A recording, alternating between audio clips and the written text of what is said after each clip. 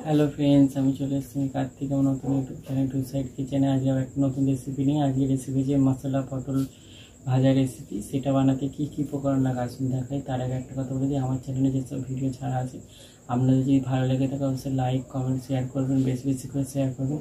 আপনি যদি আমার চ্যানেল নতুন হয়ে থাকেন প্লিজ সাবস্ক্রাইব করে দেবেন, নিচে বেল নোটিফিকেশন তাহলে করে দেবেন যাতে আমার ভিডিও আপনাদের কাছে আগে পৌঁছে। তাহলে চলুন মশলা পটল ভাজা বানাতে কী কী উপকরণ লাগে আসুন দেখাই।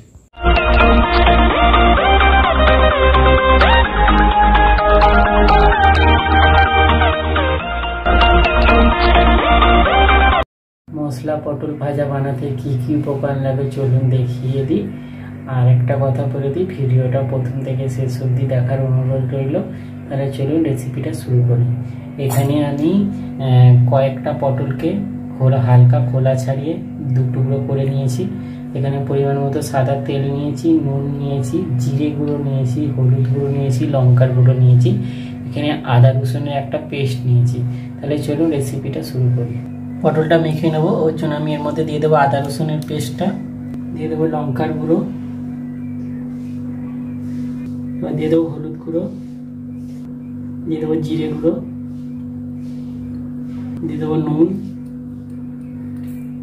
সব উপকরণ দিয়ে দিয়েছি, ভালো করে মেখে নেব।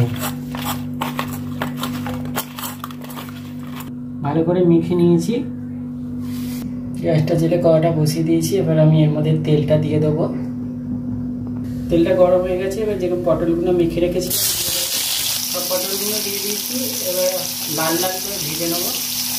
দেখুন আমার মশলা পটল ভাজা রেসিপিটা হয়ে গেছে, নামিয়ে নেবো। দেখুন আমার মশলা পটল ভাজা রেসিপিটা রেডি হয়ে গেছে। এই রেসিপিটা যদি আপনাদের ভালো লেগে থাকে অবশ্যই লাইক কমেন্ট শেয়ার করবেন, বেশি বেশি করে শেয়ার করবেন। আর প্লিজ সাবস্ক্রাইব করে দেবেন, আমাদের পাশে থাকবেন। চলুন তাহলে দেখা হচ্ছে নেক্সট ভিডিওতে।